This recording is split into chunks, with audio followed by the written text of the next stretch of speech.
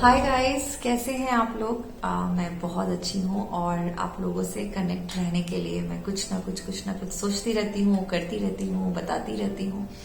तो आज मैं एक और जरूरी चीज पे बात करेंगे। मैं हर बार जरूरी बोलती हूँ ना, क्योंकि हर चीज मुझे लगता है रिलेशनशिप में जरूरी है। कोई भी एक एस्पेक्ट छूट गया तो गड़बड़ा जाएंगी चीजें।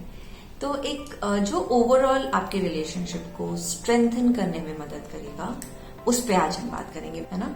मेरा पर्पस है कि मैं समझूं कि लोगों के रिलेशनशिप्स किधर जा रहे हैं, क्योंकि मैं जो कुछ भी लाती हूँ ना, वो बहुत रियलिस्टिक सिचुएशन से लाती हूँ।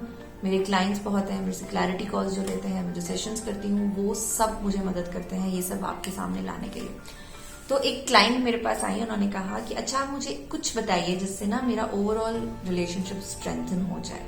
तो मैंने कहा ओके, मैं उन्हें तो बताती ही हूँ, उन्हें मैंने बताया, बट मैं अब आप लोगों के साथ भी शेयर करना चाहती हूँ, और which is very simple but deep to understand. तो मैं ऐसे कुछ फैक्टर्स बताऊंगी जो आपको मदद करेंगे आपकी इस रिलेशनशिप को स्ट्रेंथन करने में।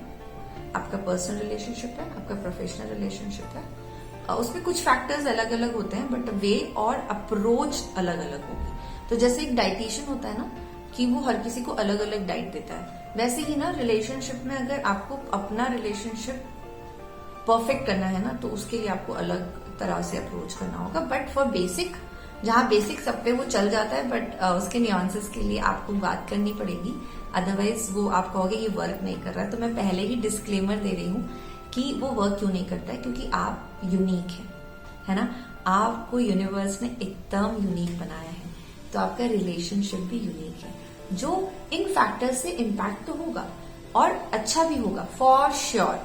बट अगर आपको उसको पावरफुल बनाना है, मोर स्ट्रेंथन बनाना है, उसकी वैल्यू ज्यादा करनी है, तो आपको कुछ अलग से इंग्रेडिएंट्स ऐड करने होंगे। ओके, तो हम पहली चीज पे बात करते हैं, which is open and honest communication. पहला एस्पेक्ट है जो स्ट्रेंथन करना है रिलेशनशिप को। ओपन एंड ऑनेस्ट कम्युनिकेशन का मतलब बहुत सिंपल है कि आपको पता हो कि आपको क्या बताना है, और आपको पता हो कि आप किस चीज उसको कितनी सच्चाई से बता सकते हैं। ठीक है, कई बार क्या होता है, मैं ये इस बात पे हंसी इसके लिए, क्योंकि कई बार होता है कि मैंने एक बहुत क्लोज इंसान से, जिसको मैं नाम नहीं ले सकती, मैंने बहुत एक क्लोज इंसान से एक सवाल पूछा कि तुम बताओ कि तुम्हारे रिलेशनशिप में क्या। बोलती है मुझे पता ही नहीं है, सब ठीक तो है ही, but I can see she is not happy, she is happy, but I can not see on her face, I can not sense. But उसने कहा मुझे तो पता नहीं है। सो यहाँ पे आप देख रहे हो, जो पता नहीं है is a major obstacle in your relation. जो आपको ही नहीं पता है तो आप क्या कम्युनिकेट करोगे, क्योंकि आप ओपन कम्युनिकेशन तभी कर सकते हैं जब आपको पता हो कि रीजंस क्या है। ठीक है, तो ओपन एंड क्लियर कम्युनिकेशन, पहले पता कीजिए आपको क्या परेशानी कर रहा है, एंड देन वो चीज ऑनेस्टली एंड कामली कम्युनिकेट कीजिए। Second very important is trust. Trust हर बार मैं बताती हूँ, बट ट्रस्ट के ना बहुत अलग अलग एस्पेक्ट्स हैं, और हर रिलेशनशिप में ट्रस्ट की एक बाउंड्री सेट होती है, जिसके लिए आपको थोड़ा सा डीप डाउन काम करना पड़ता है। और मैं अपने मास्टर क्लास में लोगों को टास्क भी देती हूँ, बताती भी हूँ कि कैसे उन लोगों को अपने ट्रस्ट की बाउंड्रीज बनानी है। तो कई लोग आर वेरी ओपन कि अच्छा ठीक है, वो कुछ करके आ गई है, आ गया है, और उसने मुझे आके बता दिया है ना, that is trust for me. But this varies for everyone.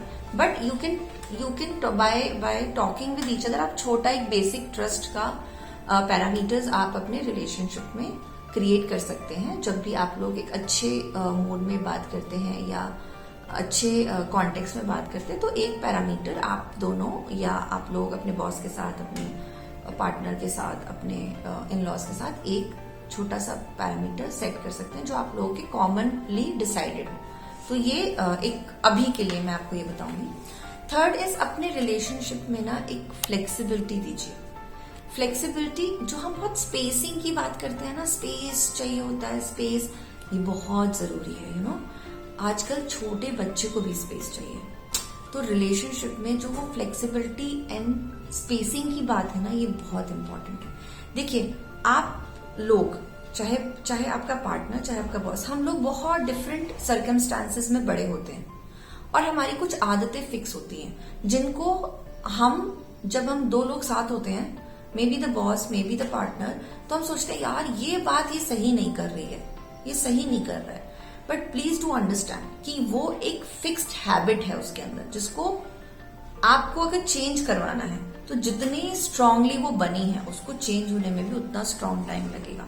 But अगर आप चेंज ना करें ज्यादा अच्छा है, बट उसके लिए वो उसको वो स्पेस और फ्लेक्सिबिलिटी दे दें। जैसे मेरी एक बहुत क्लोज फ्रेंड, उन्होंने बताया खुशबू, मेरा पार्टनर ना, उसको बस क्या चाहिए, मोबाइल चाहिए और एक कोना चाहिए। मैं मॉल में घूमती रहती हूँ, मैं हेयर कट लेती हूँ और वो एक जगह बैठा हुआ, चाहे वो 2 घंटे बैठा रहे। तो आई आस्क कर कि ये क्या मुश्किल है उसको वो टाइम देना? मुश्किल तो नहीं है। हर टाइम अगर वो ऐसा कर रहा है तो बात करने वाली बात है कि देखो तुम एंजॉय करो, मुझे कोई दिक्कत नहीं है, but when we are together let's keep this your habit for some time aside. आप कुछ भी कोशिश कर लेना तो भी आप लोग 24 घंटे एक साथ बातचीत नहीं कर सकते। तो अगर अपने रिलेशनशिप को थोड़ी फ्लेक्सिबिलिटी और स्पेसिंग देंगे ना तो बहुत मजेदार चीजें लाइफ में हो जाएंगी। ओके, फिर क्या है कि आपको ये ध्यान रखना है कि जब कॉन्फ्लिक्ट होगा, अभी तो ये अच्छी अच्छी बात हो रही है, ट्रस्ट हो गया है ना, ये हो गया, कम्युनिकेशन हो गया, फ्लेक्सिबल, अभी कॉन्फ्लिक्ट तो होगा। ये वाली चीज थोड़ी बेसिक है कि ये होगा। जब भी बहुत सारी चीजें इकट्ठी होती है, इमोशन फीलिंग 2 लोगों के इकट्ठे होते हैं तो कॉन्फ्लिक्ट होता है, क्योंकि हमने समझ बनाई नहीं है और हम उनपे, तो उसके लिए कोई एक मैकेनिज्म बनाइए। फॉर एग्जाम्पल मैं एक टोकन देती हूँ, मेरा झगड़ा हुआ तो व्हाट आई डू यूजुअली, मेरे को किसी से झगड़ा होता है ना तो मैं क्या करती हूँ कि अगर मेरे को लग गया ना कि अच्छा मेरे इमोशन अभी ट्रिगर हो रहे हैं, तो मैं क्या करती हूँ, मैं बोलती हूँ अच्छा ठीक है अभी फोन रखते हैं, फिर बाद में बात करते हैं। पहले मेरा ये ड्यूरेशन महीनों का था, महीने लग जाते थे मुझे रिकवर होने में। अभी 15 मिनट्स बाद I use to call that person and said अच्छा ओके ठीक है, let's talk more on this, और if we both are okay we will not talk on this. तो हम मैं अपना प्रोसेसिंग बहुत अच्छे से कर लेती हूँ। आई डोंट नो, क्योंकि सामने वाला एक्सप्रेसिव है तो मैं समझ जाती हूँ, अगर वो एक्सप्रेसिव नहीं है तो पहले मैं क्या करती हूँ, अपने आप को रिस्टोर करने की कोशिश करती हूँ, then I help other person also कि वो भी रिस्टोर कर ले, वो रिजॉल्व सिचुएशन में आ जाए। तो ये जरूरी है कि आप पहले कोई एक चीज ऐसी फिक्स करें अपने लिए। गुस्सा आएगा, anger is not natural, but any how it's become natural with human beings, है नहीं। हम जब पैदा होते हैं हम गुस्से से पैदा नहीं होते, यूनिवर्स हमको रोता हुआ भेजता है, because we need to communicate something to our environment. It's not the anger, it's the communication style a child carry, वो बच्चे का एक तरीका है, बट वो गुस्सा नहीं है। बट इवेंचुअली वो डेवलप होता है हो जाता है। तो ऐसा नहीं है, जो लोग शांत रहते हैं वो भी एक बहुत अच्छे तरीके से जानते हैं।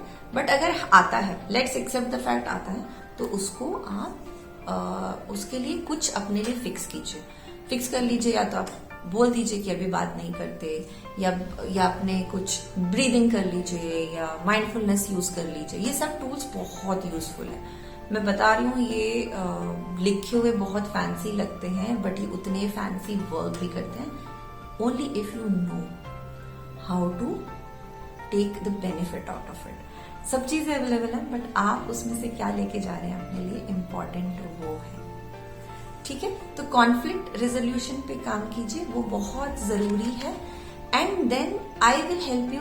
लास्ट क्या है, लास्ट बहुत इंपॉर्टेंट पॉइंट है, is emotional intimacy. Physical intimacy we everybody know and understand well. ऐसे ही ना इमोशनल इंटीमेसी, जब आप दूसरे की सिचुएशंस को समझने लगते हैं ना, तो वो एक कंबाइन इमोशनल्स को आगे ले जाता है।